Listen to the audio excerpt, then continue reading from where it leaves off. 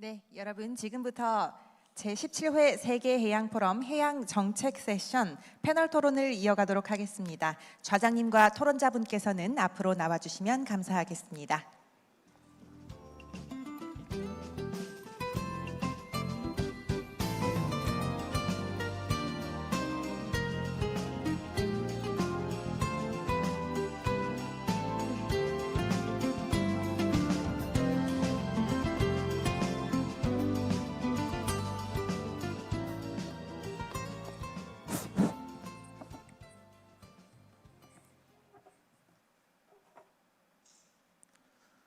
네, 안녕하십니까?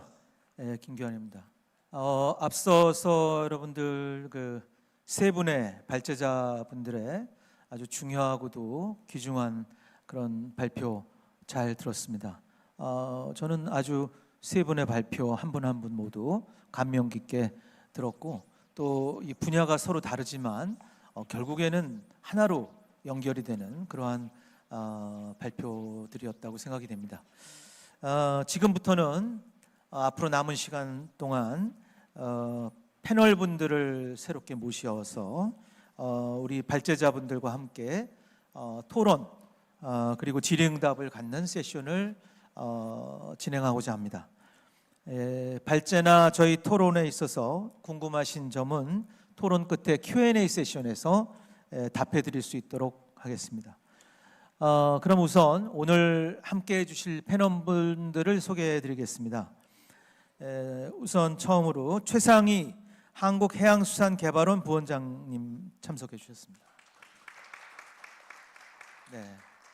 최상희 부원장님은 현재 한국해양수산개발원에서 해양수산, 해운, 항만물류 부분의 연구를 관장하고 계시고요. 대외적으로는 국가과학기술자문위원회 전문위원, 국가물류부문 정책위원회 위원 등을 수행하고 계십니다. 다음은 배재류 오션플랫폼 대표님을 모셨습니다. 배재류 대표님은 대우조선해양에서 35년간 재직하셨고, 거기서 선박 기본 설계 업무 그리고 기술 전략, 기술 경영 업무를 수행하셨습니다. 최근에는 소형 선박을 친환경 선박으로 개조하는 기술 개발을 하고 계십니다.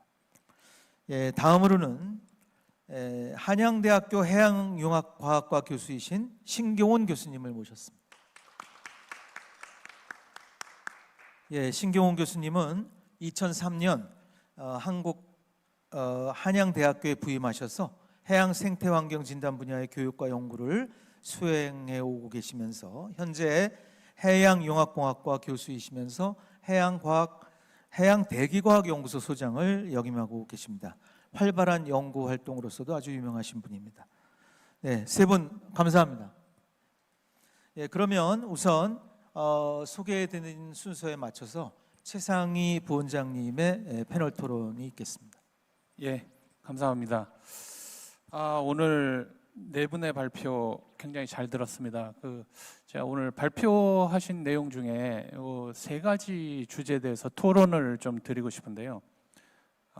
첫 번째가 이제 우리 해양과 관련된 정보입니다. 존 나이버그 이제 수로정보학회 회장님께서 발표하신 그 해양 정보의 활용에 대해서 이제 좀 한번 말씀을 드리겠고요.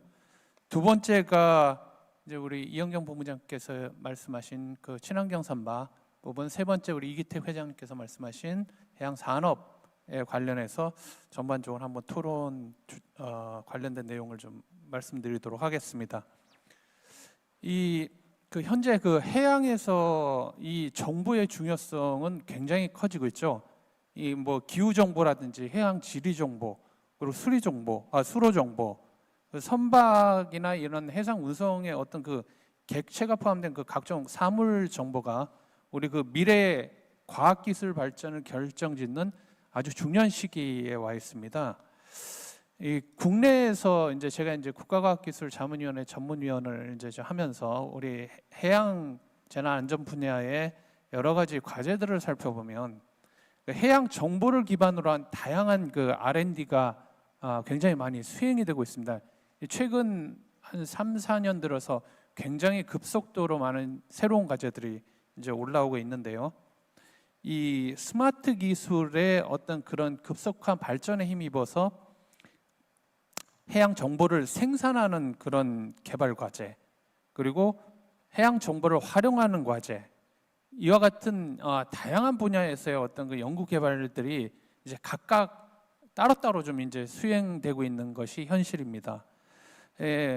우리 그 앞으로의 그 자율이나 어떤 자율운항이나 어떤 선박 운항적인 측면, 그리고 디지털 해상교통, 스마트 부표라든지 수로, 항만 시설 운영과 같은 이런 분야에서 그 정보의 통합적인 생산, 그리고 공동 활용이라는 이런 부분들은 굉장히 중요한, 우리 R&D의 어떤 성공 확률을 높이기 위한 굉장히 중요한 부분이라고 이제 생각되지만, 아직은 그 정보의 통합적인 활용과 공동적인 어떤 생산이라는 부분에서 좀 미미한 게 현실이다, 이렇게 말씀을 드릴 수가 있겠고요.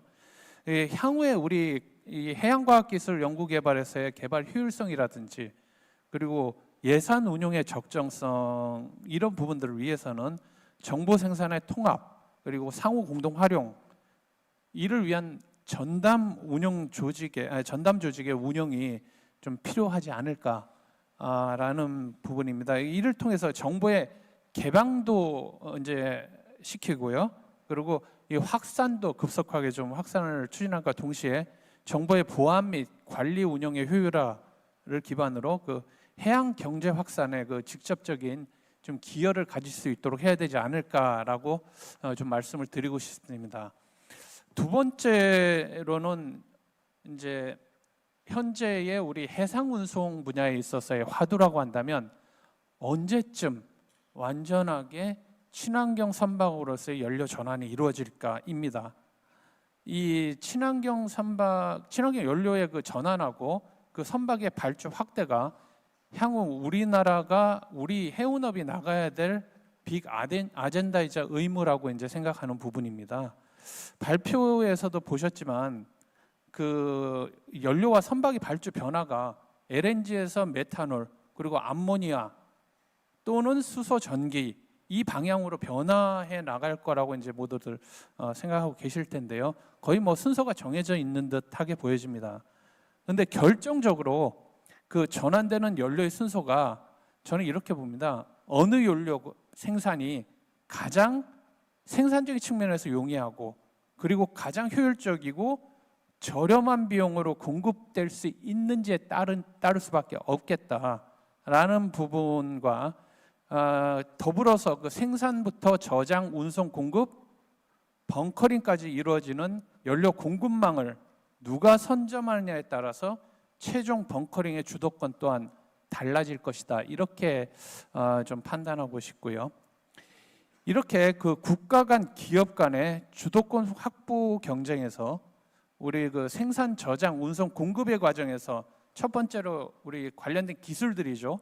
선박 엔진, 저장 용기, 사실 저장 용기도 뭐 우리 멤브레인 방식과 모스 방식, 다양한 방식들이 있지만 누가 더 광범위하게 퍼져 나갈 것인가, 그리고 벙커링에서의 어떤 십투십 기술, 그리고 그 벙커링 화물 양적화를 동시에 할 수 있는 이런 기술 등을 IT를 포함해서 가장 비용 효율적인 기술 확보하고, 그 과정에서의 어떤 친환경적인 활동, 그리고 이런 부분들은 결국에는 우리 항만의 어떤 초대형선 유치를 위한 항만의 결정적인 물류시설의 경쟁력, 이 부분들이 반드시 필수 조건으로 우리는 가져가야 된다, 이렇게 말씀을 좀 드릴 수 있겠습니다. 친환경 연료가 현재 사용하고 있는 벙커시에 비해서 약 한 5배에서 6배의 가격을 형성할 거라고 그런 얘기들을 많이 이제 예측된다고 하고 있습니다. 그래서 국내 선사들이 그 친환경 선박 전환이 매우 시급한 현재 시점이긴 한데, 우리 입장에서는 항만의 경쟁력 향상과 그 친환경 연료의 벙커링 선도, 그리고 국내 선사의 조속한 친환경 전환, 이 세 가지 숙제를 해결하기 위한 우리 정부에서의 전방위적인 정책 대안 발굴이 시급한 실정이 아닌가, 그렇게 보여지고요.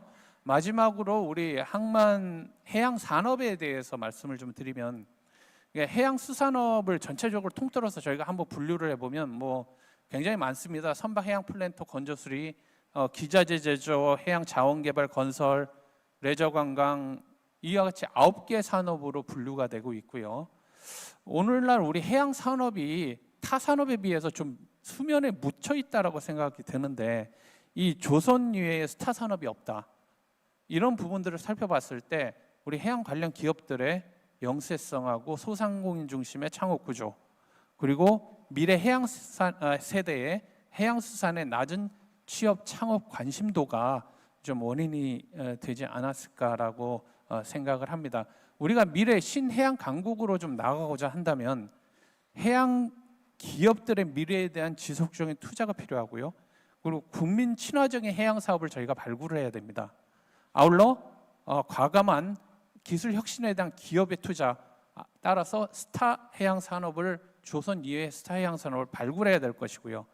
청년 세대의 해양 수산의 취업 창업에 적극적인 지원책 또한 필요하다라고 보여집니다. 예, 이상 토론 마치도록 하겠습니다. 네, 최상희 부원장님 감사드립니다. 예, 다음은 우리 그 오션 플랫폼 대표이신 배재류 대표님께서 토론해 주시겠습니다. 예, 배재루입니다. 저는 그 사단법인 오션 플랫폼 대표도 하고 있지만은 한국해양대학교 특임 교수도 하고 있습니다. 오늘 그 이 세계 해양 포럼에 초대해 주셔서 너무 감사하고요. 너무 감사한 거는 제가 가덕도 출신인데 가덕도에서 태어나가지고 지금은 이제 은퇴해가지고 또 가덕도에서 이렇게 살고 있는데 10월 25일 날 해양 인문학 가덕 지난한 삶의 기록과 보존하면서 가덕도에 대해서 연구를 많이 하시고 또 가덕도에 대해서 발표도 해주셔서 너무나 감사합니다. 잘 아시다시피 그 가덕도 신공항은 2029년도 개항이 되고 2030년도에 완공이 되는 거로 이렇게 되어 있습니다. 월드 엑스포도 제가 생각할 때는 99.99% 우리 부산에서 유치할 것으로 확신을 하고 있습니다. 지금 많은 분위기가 바뀐 줄로 알고 있습니다. 오늘 그 발표하신 것 중에 너무나 감사한 것은 그 우리 그 이영경 본부장님께서 선박 연료유가 다양하게 변하고 있다. 이게 지금 우리 조선소와 조선 기자재계의 가장 핫 이슈입니다. 이 엄청난 선박 연료유가 다양하게 바뀐다는 것은 그만큼 다양한 기자재가 있어야 된다는 부분입니다. 이 다양한 기자재를 연구 개발하고 거기에 맞는 제품을 생산하면은 우리가 또 새로운 중대형 선박뿐만 아니라 소형 선박까지 이거를 세계 시장을 지배할 수 있는 아주 좋은 기회로 이렇게 보고 있습니다. 그래서 선박 연료유별로 그 매스 질량에 따라 가지고 다들 그 특성이 다릅니다. 또 부식이나 이런 관점에서 다르기 때문에 펌프부터 컴프레셔, 밸브, 또 배관 모든 걸 새로 다 개발해야 되기 때문에 우리 해양수산 쪽에서도 다양한 기술 개발한 쪽에 집중적으로 좀 투자를 해줬으면 좋겠다는 생각이 들고요. 그리고 또 그 두 번째 주제로 해주신 그 해조류를 가지고 화장품도 만들고 또 의약품도 만드는 걸 보면서 이 가덕도 신공항이 되면은 공항을 통해서 이제 24시간 물류가 다 이루어지는데 솔직히 저희들이 그 인천공항 가면 올라가는데 하루, 내려오는데 하루, 출장 가면 가기 싫고 길에 너무 흡연의 시간이 많죠. 이제 가덕 신공항에서는 부산에서는 1시간 만에 30분 만에 갈 수 있고 그 물류도 다 되니까 지금부터 집중적으로 바이오 쪽도 해양 바이오 쪽에 투자를 해서 수출할 수 있는 새로운 신산업을 우리 해양 수산 쪽에서 좀 개발해 줬으면 좋겠다는 부분이 됩니다. 이런 전략적으로 좀 접근 앞으로 한 5년을 바라보고 충분히 개발하면은 다 할 수 있다는 이런 생각을 가집니다. 그리고 셋째로 우리 발표해 주신 이기택 회장님의 그 탄소 부분, 이게 지금 조선업계 가장 핫 이슈입니다. 선상에 CO2를 어떻게 포집을 할 거냐, 이 포집한 것을 어떻게 처리할 거냐, CO2가 노는 게 엄청난 양이 노는데 이 양을 다 어떻게 처리할 거냐 가장 핫 이슈가 되어 있습니다. 이 기술은 우리 기자재캐는 조선소에 있는 기자재캐는 상당히 아직도 보면 매출이 천억대 수준으로서 좀 위협합니다. 그런데 제가 보니까 육상에 CO2 포집하는 기술은 조사를 해보니까 엄청난 회사들이 다 이거를 준비를 하고 있더라고요. 현대건설, SK E&S, LG화학, 포스코 이런 데서 지금 육상 그 CO2 포집 기술을 개발하고 있는데 이걸 이제 선상에 적용, 우리 선박에 적용하는 것을 또 활용 기술을 개발해야 됩니다. 왜냐하면 선박은 잘 아시다시피 그 바다 위에 다니기 때문에 롤링, 피칭, 육자유도 운동이라 하죠. 롤링, 피칭, 히빙 이런 것이 있고 그 다음에 오염, 바닷물에 의한 부식, 그 다음에 진동 소음 이런 부분이 있기 때문에 이 선상에 그 다음에 공간의 제약이 제일 큽니다. 이 공간의 제약을 뛰어넘을 수 있는 이런 기술 개발을 우리 해양수산 쪽에서도 같이 협력해서 개발하면 좋겠다는 생각을 가집니다. 이상입니다. 네, 감사합니다. 네, 다음은 우리 신경훈 교수님께서 패널 토론 이어주시겠습니다. 네, 안녕하세요. 한양대학교 신경훈입니다. 저는 이제 해양의 환경 생태를 연구해온 연구자로서 오늘 이제 네 분의 발제자분들 발표를 듣고 또 두 분의 이제 토론자분 얘기해 주신 걸 들으면서 지금 국제사회에서 우리 21세기를 살아간 인류가 우리가 지속적인 번영을 위해서 가장 시급하게 해결해야 될 문제라고 인식하고 있는 게 기후 변화죠. 기후 변화하고 바로 연결되는 게 또 에너지 문제입니다. 근데 에너지 문제가 에너지의 어떤 그 전환이 필요한 것을 얘기하고 있습니다. 그동안 이제 석유 에너지, 이제 화석연료 에너지에 의존해서 뭐 과학 기술 또 인류 문명을 발전시켜 왔습니다. 그런데 이제 그것이 어떤 부작용으로서 기후 변화가 앞으로 심각하게 진행이 될 수 있고 그것이 인류의 어떤 생존까지도 위협할 수 있는 상황에 도달한 것 같다라고 보고 있습니다. 자, 그것을 이제 해결하는 방법으로서 이제 공유하고 있는 인식은 적어도 탄소 중립해야 된다. 빠르게, 그죠? 뭐 가능하면 한 2000년도에 CO2 배출량 정도를 유지하는 게 좀 안전한데 그것이 어려우면 저도 2030년 또는 뭐 2050년에 이제 배출하는 양을 초과해서는 절대 안 된다. 뭐 이런 그러니까 티핑 포인트를 넘어설 수 있다. 뭐 이런 얘기까지 나오고 있거든요. 기후 모델 이제 예측하시는 분들은. 자, 그래서 오늘 이제 그 발제자분들의 어떤 발표를 들으면서 저는 이제 이 발표 내용이 뭐 분야는 상당히 이제 다양한 분야에 대해서 소개를 해주셨지만 기본적으로 이제 기후 변화 관련된 탄소, 석유 에너지의 어떤 전환 부분입니다. 그래서 먼저 첫 번째 얘기해 주신 이현경 본부장님, 두 번째 발표자신 이제 우선 그 선박연료의 전환에 대한 얘기를 해주셨고요. 이것도 당연히 지금 뭐 탄소 이산화탄소의 어떤 이제 저감하고 직접적으로 관련돼 있는 문제입니다. 그래서 우리가 그 관련해 뭐 조선산업이 우리의 어떤 기간 산업 중에 하나니까요. 그것을 우리가 이 뭐 어떻게 보면은 이 전환기에 잘 선도적으로 우리가 앞서서 진행해 볼 수 있으면은 지속적으로 우리의 어떤 기간 산업인 조선 산업의 좀 발전이 새로운 어떤 이제 수요 창출에 맞춰서 우리가 그 또 수요를 이렇게 니드에 갈 수 있는 그런 분야로 키워볼 수 있지 않겠나 생각이 되고요. 그 관련해서 상당히 좋은 제안들을 해주신 것 같습니다.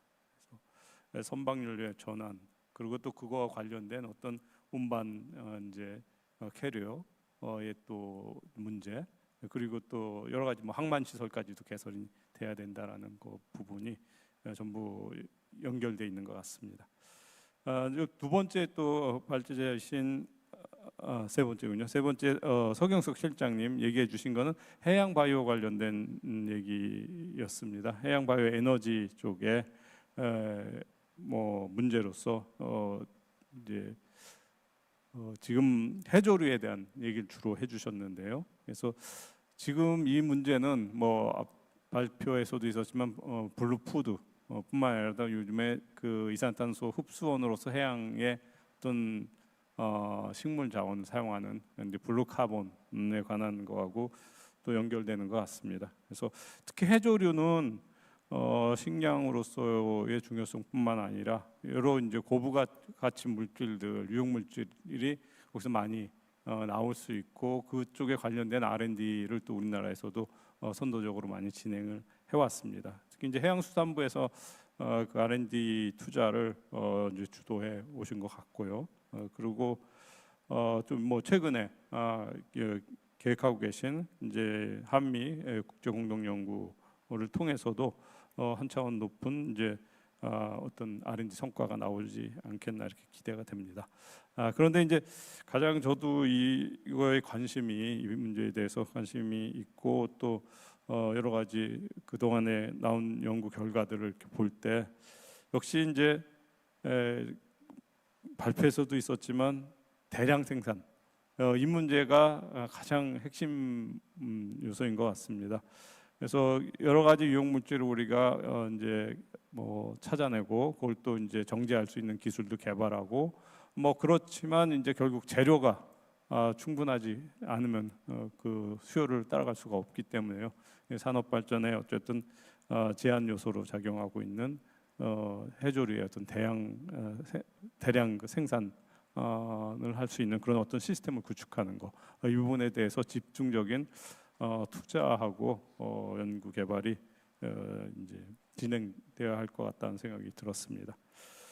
마지막으로 이기택 원장님 발표, 뭐 인류 문명 그동안에 이제 핵심 기반 요소로서 아모니아의 사용, 그리고 시멘트, 뭐 철, 그다음 플라스틱 이렇게 얘기해 주셨고, 뭐 이산화탄소하고 기후 변화의 관련성에 대해서 아주 팩트를 정확히 이제 소개해 주셨습니다. 그리고 이제 탄소 중립에 관련해서 우리나라의 어쨌든 그 지금 산업이 그동안 이제 석유가 뭐 우리나라의 어떤 생산은 되는 나라는 아니지만 그 석유를 활용하는 정제 기술, 정유, 화학, 그다음에 뭐 그 플라스틱도 만들고 그다음에 철, 제철 그리고 전부 이제 석유 에너지를 써가지고 활용하는 그런 이제 산업이었는데 그 산업들은 아무래도 이제 석유 에너지의 사용을 우리가 이제 저감하는 그 전환하려고 하는 시기에는 이제 새로운 산업으로 좀 전환될 필요가 있다.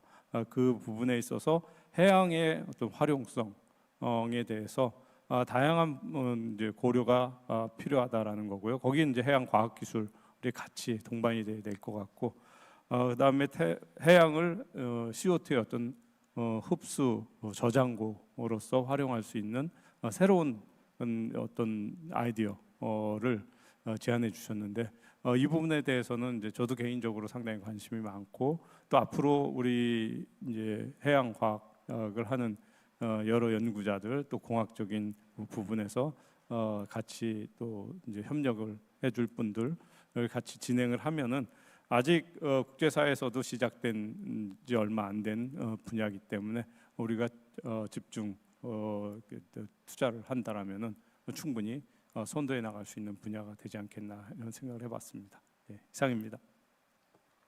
네, 감사합니다. 그 토론이 원래 사실 시간이 부족해서 굉장히 좌장으로서 여러 가지 어려움이 많은 것이 일반적인데 오늘 토론자분들께서는 아주 정확하게 시간을 지켜주셔서 충분한 시간이 확보가 됐습니다. 그래서 지금부터는 좀 그 발제를 해주신 분들께 몇 가지 질문을 좀 드리고자 합니다. 우선 이영경 본부장님 좀 마이크를 좀 들어주시면 그 IMO가 2030하고 2050의 미래 전략을 아주 강하게 드라이브를 걸고 있는 걸로 알고 있는데요. 어떻습니까? 그 아까 2030하고 2050에 대해서는 이제 전략을 말씀해 주셨는데 그 중에 또 하나 중요한 게 우리가 와닿는 거는 부산 같이 이렇게 중요한 항만 도시에서 항만의 이 우수성, 항만이 갖고 있는 여러 가지가 있지만 전 세계적으로 우리가 부산이 아주 높은 순위에 올라 있는데 항만에서 이런 탄소 중립을 위한 여러 가지 전략이 강구되지 않으면 그 등수가 많이 떨어질지도 모르는 상황인데요. 어떻습니까? 부산은 지금 현재 탄소 저감에 대해서 어느 정도의 수준이라고 생각하십니까? 부산항에 대해서. 부산항 지금 사실은 국가 전략으로 보면은 해운부터 사실은 이제 항만까지 탄소 중립 전략 자체를 이제 수립을 하고 있고, 그리고 거기에 따른 이제 연료유 개발들도 진행하고 있기 때문에 어느 정도 이제 그 뭐 지금 현재 준비하고 있는 각국하고 비교했을 때 뭐 처진다라는 개념은 들지는 않는데, 다만 아쉬웠던 게 제가 이제 발표했던 내용 중에서 이거를 그냥 단편을 보면 잘하고 있지만 이제 이거 연료유가 바뀐다는 개념은 전체로 흘러가는 것들이고, 그것들을 서포트할 수 있는 것들을 만들어주지 않는다는 관점에서 보면은 좀 부족한 것 같습니다. 그러니까 예를 들면 벙커링 관점에서 지금 이제 에너지 벙커링이나 뭐 수소 쪽 연구도 하고 있긴 하지만, 이런 벙커링을 어떤 벙커링으로 가는 게 가장 베스트이고, 그리고 각각 어느 쪽에서 우리가 그 선박들이 움직이는 걸 봤을 때 어느 나라에서 그걸 공급률을 가져올 거고, 그럼 어떻게 하면은 다른 지금 원래도 오지는 않았거나 향후에 올 수도 있는 그 선박들이 이용할 수 있을까에 대한 서비스 연구를 더 했냐라고 관점을 물어본다면 그건 조금 안 돼 있는 것 같고, 각국들도 거기는 고민을 하고 있는 것 같습니다. 그래서 이 부분들을 좀 더 연구를 한다면 우리가 지금 현재의 위치를 더 유지를 할 수 있을 것 같고, 환경으로 인해서 어쩌면 친환경이 우리가 IMO에서도 약간 주도를 하고 있는 것도 있어서 이걸 잘 만들면 지금 이제 위치보다 더 올라가지 않을까라는 기대감도 좀 있습니다. 우리 그 기술력 그걸 좀 믿어보고 있는 중입니다. 네. 네, 그래서 그 IMO에서 여러 가지로 이제 고민을 많이 하고 있고, 사실 이 선박이 그 선박 연료로 인해서 이런 이산화탄소 배출이 이산화탄소 배출의 한 2% 이상 돼서 현재로는 이제 그 독일이 내뿜는 이산화탄소와 맞먹을 정도 아니겠습니까? 그래서 앞으로는 그 부분이 이제 그냥 놔두면은 2050년에는 지금 인도가 내뿜는 CO2에 맞먹을 정도로 되기 때문에 우리가 노력을 기울이지 않으면 안 되는 그런 상황인데, 계속해서 IMO에서 이제 얘기하는 부분이 이러한 그 선박을 계속 그 연료를 바꾸고 여러 가지 친환경으로 하면서 제일 중요한 거는 새로운 그 친환경 선박을 제조하는 거 아니겠습니까? 그래서 우리나라 오늘 그 HD 현대 사장님도 이렇게 와 계신데 현재 그 우리나라의 선박 제조 상황은 어떻습니까? 친환경 선박. 이거 제 전문 분야가 아니라서 그렇게 잘 응답을 할 수 없겠지만, 어쩌면 이제 그 다른 분들이 훨씬 더 잘하겠죠. 저는 이제 느낀 게 뭐였냐면, 아까 이제 대표님도 잠깐 이야기하시긴 하셨는데, 사실은 친환경 선박을 바뀐다는 말이 사실은 그 뭐 선사 입장이나 여러 입장에서 보면, 구매자 입장에서 보면 굉장히 비싸집니다. 그럼 이걸 제조하고 만들어내는데 돈이 정말 투자가 많이 되는데, 그걸로 인하여 이제 수익을 얻을 수 있는가를 고민을 해야 됩니다. 그러니까 우리가 이거를 지금 현재 뭐 선박 한번 건조하고 나면 우리가 지금 30-40년 쓸 건데, 그러니까 기존에 있는 선박들은 어떻게 할 건가도 고민이 해야 되고, 그러면 이게 어떻게 이득이 될 거냐, 아니면 지금 어떤 결정을 해야 되고 어떤 연료유를 가야 되느냐, 이런 결정마저도 진짜 힘든 관점이라, 그래서 지금 제조 관점은 제가 정확하게 모르겠으나 이걸 같이 협업해서 아까 뭐 경제성 분석을 같이 해보면 어떻겠냐는 표현을 하셨던 것처럼 운항부터 그리고 제조부터 그리고 지금 사용처까지 다 고민을 해서 어떤 걸로 우리가 전략적으로 갈 것인가를 다 함께 고민해야 답이 나오지 않을까라고 생각이 듭니다. 네, 감사합니다. 네, 말씀 감사드리고요. 그럼 이제 마이크를 넘겨서 우리 서경석 실장님 좀 좋은 말씀 부탁드리겠습니다. 그 천연물 바이오, 우리 바이오매스가 해조류가 이제 포집할 수 있는 CO2의 양이 뭐 어마어마하다고 이제 말씀을 하셨고, 그 연구에 대한 중요성 또한 저도 아주 실감하고 있는데요. 현재 우리나라의 그 해조류를 이용한 해양 바이오매스의 산업 현황은 어떤가요? 좀 예. 산업 현황을 제가 뭐 현장에서 직접 이제 확인할 수는 없는데 이 문제가 제가 알고 있기는 그래요. 지금 현재 한국에서 해조류를 양식해서 대량 생산하는 거는 지금 소비되기가 바쁘거든요. 그러니까 뭐 다시마류 같은 경우는 이제 전복먹이나 이런 걸로 대부분 소진이 되는데 전복의 생장 시기하고 조금 덜 맞아서 그게 좀 공급이 모자르는 경우도 심지어는 있고 해서 사실 우리나라에서 해조류 김이나 이거 생산되는 거는 다 식용으로 이제 또는 그 전복 같은 사료로 이제 주로 이제 쓰이고 있어서 소비는 거의 다 되고 있는 걸로 알고 있는데 문제는 아까 말씀드렸듯이 조금 고가의 어떤 제품들을 생산하기 위한 그런 것들은 제가 산업계에서 들었을 때는 많으면 70%까지 결국 북유럽 쪽에서 수입을 해온다고 들었어요. 그 사람들이 이제 채취를 하는 게 대부분인데 그 정도로 사실은 수입에 의존한다는 것 자체가 굉장히 저한테는 충격이었는데 이 그 잘 가공할 수 있고 좀 제품으로 만들 수 있는 것들은 수입해 온다는 게 참 큰 문제인 것 같고 실제로 우리나라에서도 양식 기술 자체가 상당히 지금 높은 수준이기 때문에 미국에서 공동연구 제안한 것도 그런 것 때문에 그렇거든요. 저희 양식 기술 때문에 그런데 이 장점들을 제대로 살리지 못하고 있는 게 아닌가 하는 생각이 들어서 가능하다 그러면 외해 쪽이나 지금 양식장하고 겹치지 않는 부분으로 해서 실제로 산업 소재를 만들어내기 위한 대량 생산, 이거는 뭐 식량용이나 이런 걸로 해서 현재 어민들하고 겹치지 않는 부분으로 생산할 필요가 있지 않을까 그런 생각을 하고 있고 그래야 굳이 그 비싼 돈 주고 외국에서 수입하지 않는 일이 생기지 않을까 이렇게 생각을 하고 있습니다. 이상입니다. 예. 네. 사실 그 국가 산업 단지가 최근에 많이 발표됐습니다만은 천연물 바이오 산업 단지를 추구하는 그런 산업 단지도 꽤 있는 걸로 알고 있고요. 그런데 이제 제일 중요한 거는 기업이 이러한 쪽에 눈을 돌려야 되는데 현재 뭐 메인 앵커 기업으로서 그 천연물 바이오 쪽을 해조류 바이오매스에 좀 관심을 갖고 있는 기업들은 좀 많이 있는지요? 최근 들어서 아마 제가 알고 있기로 창업하는 기업들이 좀 생기고 있는데 그 기업들은 주로 미세조류 있지 않습니까? 미세조류로 해서 이게 배양이 잘 되거든요. 그래서 미세조류로 해서 창업하시는 분들은 계신데 해조류가 이제 그 굉장히 규모가 커야 되고 하기 때문에 그런 분들은 사실은 별로 없어요. 해조류 관련해서는. 그래서 해조류는 현재 이제 그 양식을 유지하고 있는 분들만 주로 이제 생산을 하고 있어서 국가에서 어느 정도 기반은 좀 만들어줘야 되는 상황입니다. 네. 네. 아유, 감사합니다. 예, 이제 마이크를 우리 그 이기택 원장님께 돌리겠습니다. 저도 개인적으로는 이 해양이라고 하는 부분이 참 다양합니다. 그렇기 때문에 공학이나 이학이나 또 그걸 떠나서 전공 분야도 해양 플랜트, 해양 또 해안 항만 다양합니다. 근데 사실 이러한 모든 분야가 최근에는 첨단 기술에서 뒤처져 있습니다. 인정을 정부에서 첨단 기술이라는 반도체라든가 이러한 좀 그런 부분을 첨단이라고 생각을 하고 우주까지도 첨단이 됐는데 저희 해양 부분도 굉장히 중요한 아까 탄소 흡수원으로도 말씀하셨지만 중요한 부분인데도 불구하고 인재 양성이 굉장히 그러다 보니까 어려운 문제 중에 하나라고 생각합니다.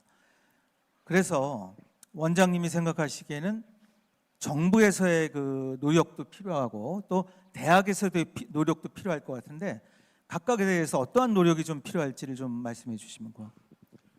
예, 그 굉장히 어려운 질문이십니다. 우선 국가적으로는 사실은 아까 처음 말씀드렸다시피 국가에서 어떤 정책을 쓰든지 간에 국민들이 학생들이 선택하는 자기의 전공이라든가 자기의 직업은 그 분야의 그 미래성을 보고 지원을 하기 때문에 우리가 아무리 정부에서 지원을 한다고 해도 해양 분야에 미래가 밝지 않으면 좋은 인재들이 몰리지를 않습니다. 그래서 우선 1차적으로는 정부에서 이와 같은 해양 기반의 인더스트리가 그것도 재래식 기존에 지금까지 해왔던 방법이 아닌 스타 기업들이 나올 수 있는 이와 같은 정책적인 지원이라든가 아니면 리서치가 우선 일단은 장기적으로 필요하고요. 대학원 같은 우리가 또 그 고급 인력을 양성하기 위해서는 좋은 교수님들이 배출이 되고 좋은 과학자들이 배출이 돼야 되는데, 그러면 대학교와 대학원이 특히 이제 대학원이 활성화가 돼야 되는데, 이거는 달걀이 먼저냐 치킨이 먼저냐 하는 게임과 비슷한데, 해양 과학 분야의 개방성이 절대적으로 전제가 돼야 됩니다. 예를 들어서 해양과학 분야에 많은 사람들이 몰렸을 경우에 그 구성원들이 교수를 뽑거나 아니면 대학원생을 뽑거나, 특히 이제 교수를 뽑거나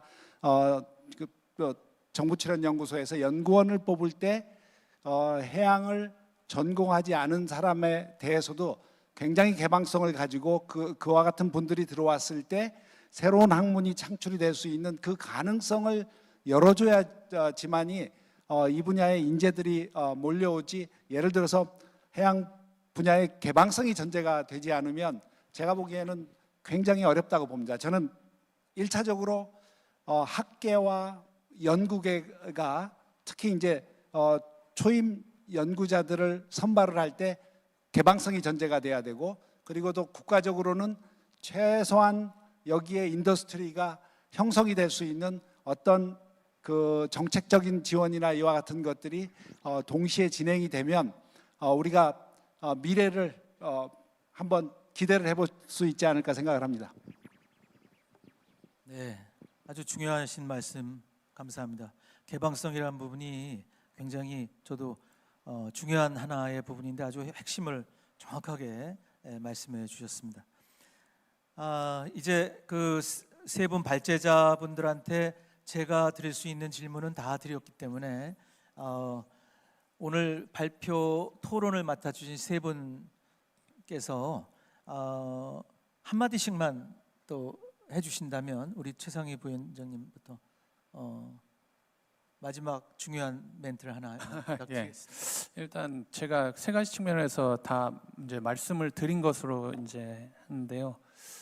결국에는 그렇습니다. 저희가 아마 이제 과학기술, 해양 과학기술 측면에서 보게 되면요, 사실 우리 해양이라는 부분이 이게 국민적으로는 그 인식도가 이렇게 높지를 않습니다. 그리고 아까 말씀드렸지만 딱히 우리 반도체나 아니면 항공이나 2차 전지처럼 조선 이외에 다른 산업 자체가 대국민적으로 이렇게 알려진 부분이 많이 적기 때문에 우리는 이 부분에 대해서 좀 상당히 해양으로서의 우리가 정말 국가적으로 경제 이바지하고 좀 확산을 시키려면 이 인식 전환을 시킬 수 있는 우리 킬 포인트가 정말 필요하다라고 생각을 합니다. 그래서 이 부분은 어느 누구의 한 사람의 노력만도 아니고 우리 정부부터 시작해서 우리 연구계, 그 다음에 특히 기업에 우리 과감한 투자가 필요하고요. 뭐 우리 전국 경제인 연합회 있듯이 우리 해양 경제인 연합회도 하나 좀 염두에 둬야 되지 않을까라는 그런 생각을 해봅니다. 예. 예, 우리 배재류 대표님 요새 거제도 굉장히 뜨겁던데요. 어떻게 말씀? 예, 이제 해양 쪽에 실제적으로 신산업들이 엄청나게 많이 열리는데 특히 그 조선의 기자재 쪽에도 다양한 기자재들이 스마트 기자재, 또 그다음에 자율 운항을 위한 기자재, 그다음에 그걸 시스템화하는 이런 것들이 많이 열리는데, 이 부분에 대해 가지고 우리 이제 조선하는 사람들 관점에서는 조금 한계가 있습니다.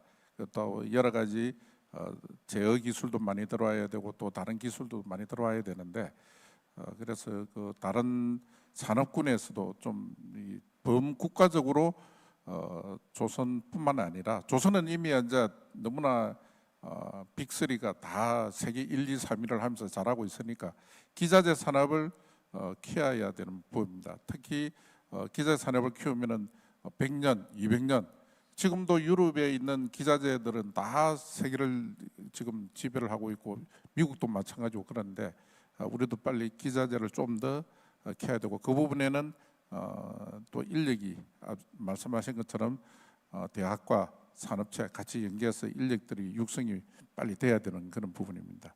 예, 감사합니다. 네, 감사합니다. 우리 저 신경훈 교수님은 해양대기과학연구소도 맡고 계신데 네. 이게 아까 놓치신 말씀 있으시면 좀 부탁드리겠습니다. 네. 사실 이제 국가 전략 기술에 우주하고 해양에서 해양도 들어가 있습니다. 그럼에도 불구하고 이제 어떤 뭐 많은 주목을 받고 있지는 못한데요. 상대적으로 다른 이제 분야에 비해서. 그런데 이제 그 동안에 어쨌든 조선업은 우리가 상당히 국제적으로 경쟁력을 갖고 있는 분야로 잘 이제 뭐 만들어 왔고요. 그다음에 그 앞에서 얘기하셨지만 해양의 어떤 과학 기술을 바탕으로 한 새로운 어떤 이제 산업을 창출하는 것이 지금서부터 우리가 해야 될 일이 아닌가 생각이 되고요. 그것을 위해서는 역시 이제 아까 개방성 얘기하셨는데 저도 이제 대학에 있다 보니까 대학에서의 이제 추세는 자율 전공, 전공을 이제 정하지 않고 들어온 학생을 한 요즘 이제 교육부에서는 한 30% 정원에 그 정도를 하라는 거예요. 그러면 이제 학생들은 이제 뭐 본인이 이제 하고 싶은 근데 약간 우려는 최근에 이제 너무 이제 뭐 인공지능 또는 뭐 소프트웨어 그리고 뭐 2차 전지 뭐 반도체 이쪽으로 이제 대부분의 학생들이 이렇게 쏠려갈 가능성이 있다라는 거 굉장히 우려하고 있습니다. 대학에서는. 그래서 참 편중 현상이 굉장히 심화되면은 그건 국가적으로 골고루 인재가 배출이 돼야 되는데 여러 분야에 그 부분 상당히 좀 우려되는 부분이 있지만 근데 또 학생의 어떤 이제 학습의 자율권, 뭐 선택권 이런 부분에서는 또 이제 긍정적인 면이 있다고 이렇게 보기 때문에 이제는 각 학문 분야별로 스스로 경쟁력을 갖추고 학생들의 어떤 선택을 받을 수 있도록 그래서 저희는 이제 이기택 원장님도 아주 중요한 말씀해 주셨는데 개방성을 갖고서 이제 다양한 전공을 하고 있는 어떤 공학을 전공하고 있는 특히 뭐 인공지능이니 이런 분야도 해양과학기술에 상당히 필요하고 잘 연결이 될 수 있는 분야거든요. 그래서 다양한 분야하고 연계된 그런 교육하고 연구를 통해서 새로운 해양 산업을 좀 저희가 발전해 갈 수 있으면은 그러면 우리가 좀 더 이 분야를 경쟁력을 갖고 나갈 수 있지 않겠나 이렇게 생각이 듭니다. 네, 감사합니다. 네, 이것으로 오늘 어느 때보다도 그 열띤 토픽을 가지고 네 분의 발제자분들 그리고 세 분의 패널 토론에 의한 해양 정책 세션 패널 토론을 마무리하도록 하겠습니다. 함께해 주신 여러분들께 감사드립니다. 감사합니다. 네, 멋지게 세션 이끌어주신 좌장님과 또 토론자분께 다시 한번 큰 박수를 부탁드립니다. 고맙습니다. 잠시 기념 촬영도 진행할까 하는데요. 무대 위에 잠시만 남아주시면 기념 촬영 또한 함께 진행하도록 하겠습니다. 또 우리 김성범 해양수산부 해양정책관님도 무대로 함께 모시고 같이 기념 촬영을 진행할까 하는데요. 가셨군요. 네. 그러면 지금 토론자분들과 자장님 이렇게 모시고서 기념 촬영을 곧바로 한 차례 진행하도록 하겠습니다. 오늘 열정적인 발표와 또 토론까지 모두 진심으로 감사드립니다.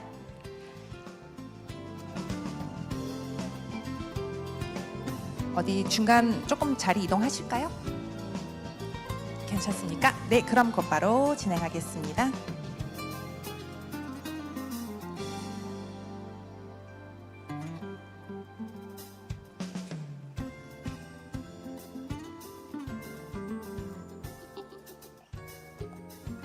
죄송하네요. 뒤에 테이블을 치우고 있습니다. 자, 지금 진행하겠습니다. 하나, 둘, 셋. 멋지게 첫 번째 세션을 이끌어 주셔서 진심으로 감사드립니다. 여러분 박수를 보내드릴까요? 고맙습니다. 감사합니다. 그럼 이것으로 기념 촬영을 모두 마치고 또 해양 정책 세션에 모두 마무리하도록 하겠습니다. 다시 한번 멋진 세션 좌장님과 발표자 토론자분들 진심으로 감사드립니다. 그럼 이것으로 2023 제17회 세계해양 포럼의 첫 번째 세션을 모두 마치도록 하겠습니다. 오후에 3시 30분부터 오늘 행사 개막식이 이어질 예정이니 개막식에도 많은 관심과 참석을 부탁드립니다. 그럼 이것으로 세션 마무리하겠습니다. 나중에 개막식에서 또 뵙겠습니다. 고맙습니다.